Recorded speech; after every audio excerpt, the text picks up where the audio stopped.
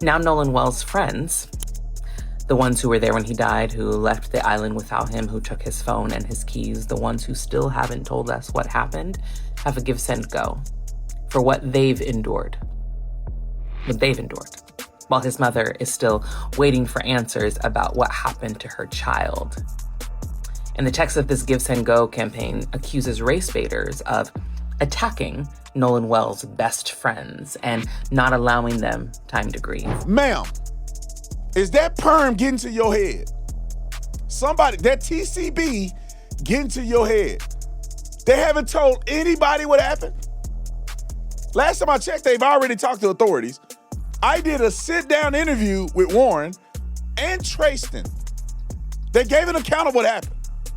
And you sitting up here saying they haven't told anybody what happened. I just got my first suppressor through Silence and Shop, and I'm telling you guys right now, I will never, ever, ever go back. Fast approval, easy process, and the first time that I put a round through it was a game changer. As someone who spent years in law enforcement, I wish I had done this way sooner. With Silence and Shop, you pick your suppressor, set up a profile, sign a couple forms, and they handle the rest of it.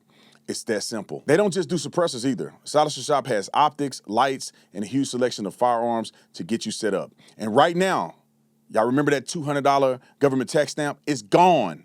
$0, so there's no reason for you to wait. What's even better, if you're military, law enforcement, a veteran, or a first responder, Silence and Shop has a sound-off program. The sound-off program offers exclusive pricing on suppressors and gear for the people who serve. All you gotta do is look up Silence and Shop sound-off and get signed up today, because shooting suppress makes you better. We have some breaking news.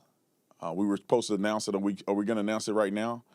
The boys have, and I would argue that they're doing their due diligence with clearly the money that they've raised, is that they have now hired an incredibly high-profile lawyer.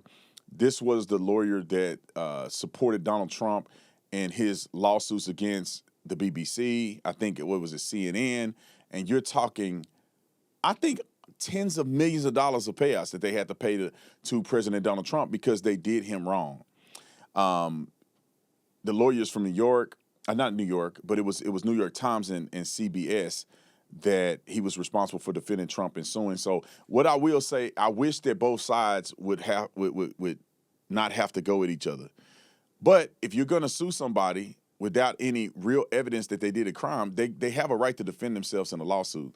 So anyway, go to GiveSendGo and go and support those guys. Let's listen to what people are saying about this GiveSendGo real quick. We got Miss Burnt Hair. Let me not make fun of people. I just like giving people nicknames. Cause she perming that boy. She went all out frying that hair. And in frying her hair, trying to make it lay down so she can look like white people, she got something to say about this GiveSendGo. Roll the clip.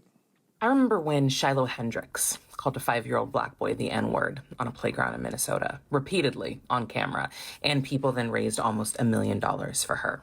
They didn't encourage her to apologize or to do better or be better. Instead, they raised $1 million for her. Time out. Carmelo Anthony murdered someone. Carmelo Anthony murdered someone in broad daylight, and they raised money for him, and you don't have a problem with that? I would be mad if you said that ignorant woman that went on there and said the N-word, which I think is completely ridiculous. She do have the freedom to say what she want to say. People did not give her money because she said the N-word.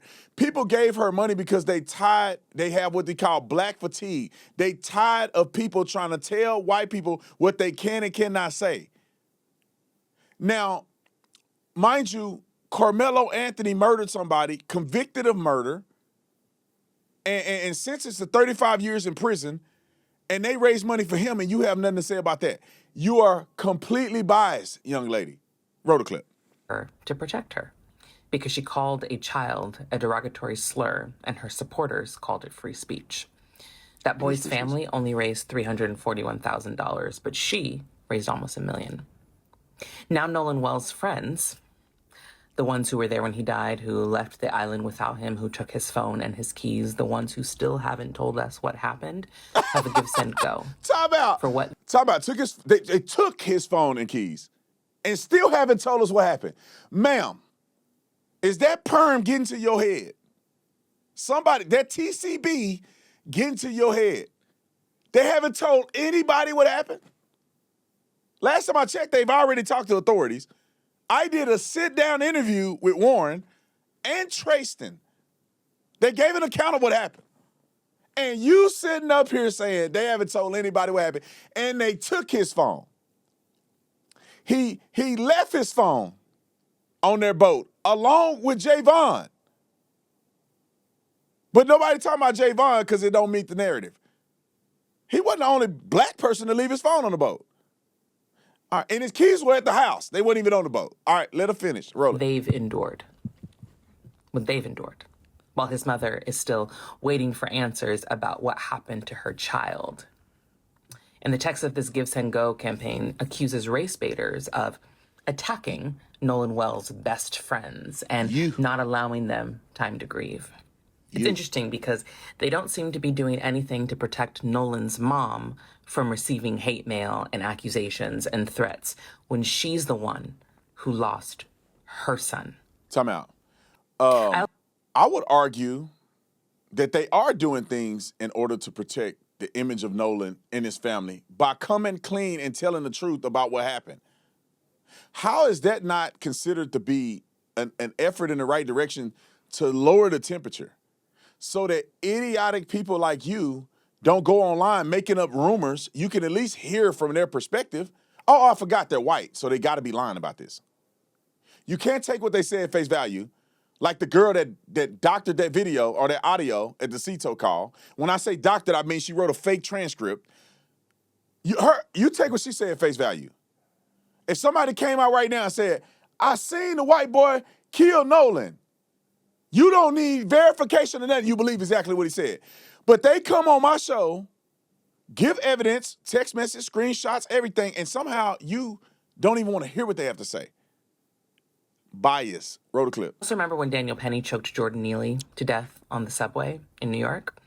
Jordan Neely was a 30-year-old homeless man who was hungry and scared and probably having an episode, but Daniel Penny raised $2.8 million and was then considered a hero. Hold on, Derek Chauvin's stop. I feel like I want to turn into a pit bull. I want to start barking at y'all. I want to start ankle biting. I'm so frustrated with silliness. Put her back on the screen. Ma'am, are you Helen Keller? Are you Stevie Wonder in this thing? What do you mean Daniel Penny choked out what's his name, who was just homeless, having an episode? He threatened to kill people. He said, I'm going to start killing y'all. Daniel Penny, being the hero he was, decided to jump into action. Ma'am, Daniel Penny wasn't the only person holding him down. Jordan Neely was out of his mind, threatening to kill people, women and children, black and white. Because Daniel is a white man and old boy is a black dude, automatically the white man got to be doing something wrong. Daniel Penny is an American hero. He saved the lives of everybody on that thing from a nut job who was going to try to kill people if he followed through with what he said he was going to do. And Daniel Penny, being white, wasn't the only one restraining him. There was people of all nationalities holding this man down because he was a nut. There were people on the boat, on the train that were black that did an interview and said they feared for their lives because they thought Jordan Neely was going to kill them, and they thanked Daniel Penny. That perm, boy, y'all got to slow down that perm. It messes your brain cells up. Let her finish. Then she's going to say Derek Chauvin. She's going to say something about Derek Chauvin. Roll the clip. Campaign for her son after he was convicted of murdering George Floyd on camera. And she used GiveSendGo because that platform loves to reward racism. But then when Carmelo Anthony's family tried to raise money for his legal defense because they couldn't afford a lawyer, people were furious that a black family had the audacity to ask for help to help their son. See, racism isn't just a belief system. It's actually an economy in this country. I can't listen no more. She's already cooked.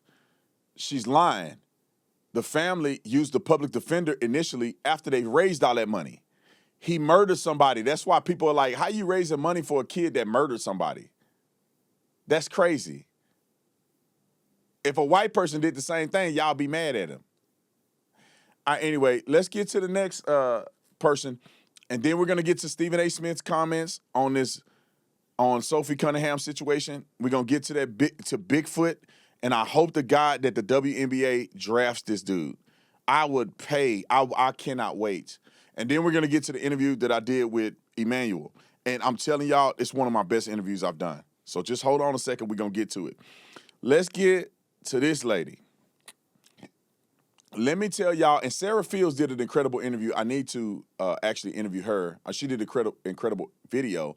I need to interview her about some of the things that she's mentioned, why this woman, in my opinion, was disingenuous in her articulation of her credentials, and also what she actually did with the video. And we got a little evidence here to prove my point. Let's roll what she had to say.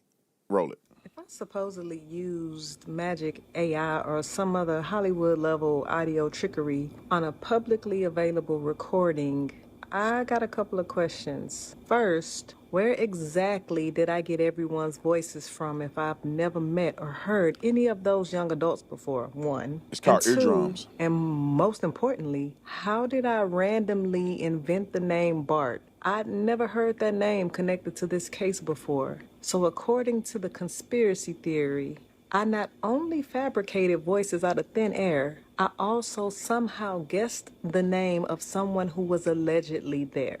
That's not audio engineering, that's psychic powers or something. And at some point, the explanation requires more imagination than the audio ever did. That's it. That's all I got. Yeah, exactly. You made an incredible amount of imagination as the transcript. Nobody's necessarily saying, because we haven't been able to prove whether or not you justifiably edited the video properly. But what the problem is that you literally created a fake transcript.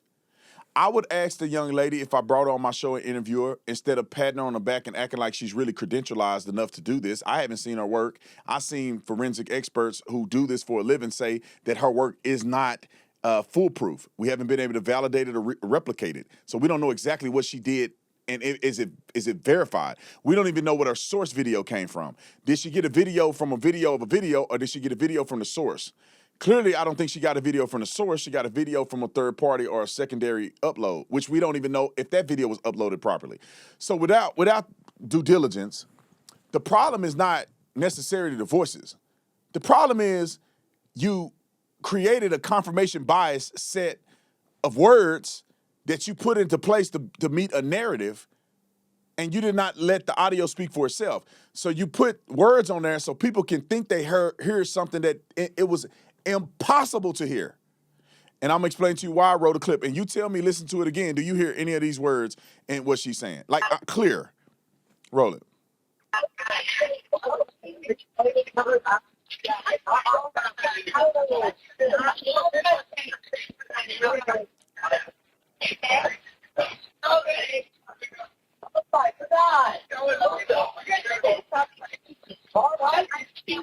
Hey, we're at the west tip of Horn, and our bilge pump stopped working. We're sinking. Can y'all please come? We have a membership.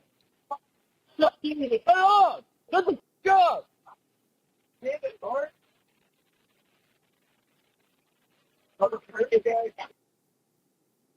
So think about this for a minute. When you listen to it, if you read the words, your brain is telling you to put these words into what you're reading. Now, click back on it. Let me show you why this is incredibly disingenuous. I have seen the video, and I haven't been able to compare at what point the phone call was happening during this video, but I've seen the video from Bart's boat. The video scans Bart's boat. It scans all of Wyatt's boat, and then a portion of the right side of Bart's boat. And I'm listening to the conversations that are being had during this 30-second video, and there ain't no way in the world none of this is happening. She intentionally put the timeline so that the words that she select give you selective, association to make you think all of this has anything to do with Nolan, as if Nolan is officially on the boat. Can we cover it up? Yeah, I thought about that already. Why is she picking these certain words to put into a succession? Oh, you killed him. Now, when the facts come out, I'm actually hoping she gets sued over this. You killed him. He's already dead. He is dead. Nolan, oh my God, Nolan, wake up. Wyatt, wake up. Get the F up. I clearly heard one of the boys say, shut the F up. But in her transcript, she yells, get the F up. That's not in the copy, clearly. And then she put, damn it, Bart. How would I know Bart? You can hear Warren and Bart's name in the thing. That's not odd. Bart is towing them out. Warren is on the boat. These are words that could be said. But she selectively chose certain words to frame this. But let me tell you why she's wrong and why anybody with an investigative mind, even the family, is not accepting this audio as truth. They're not using this as a proof text.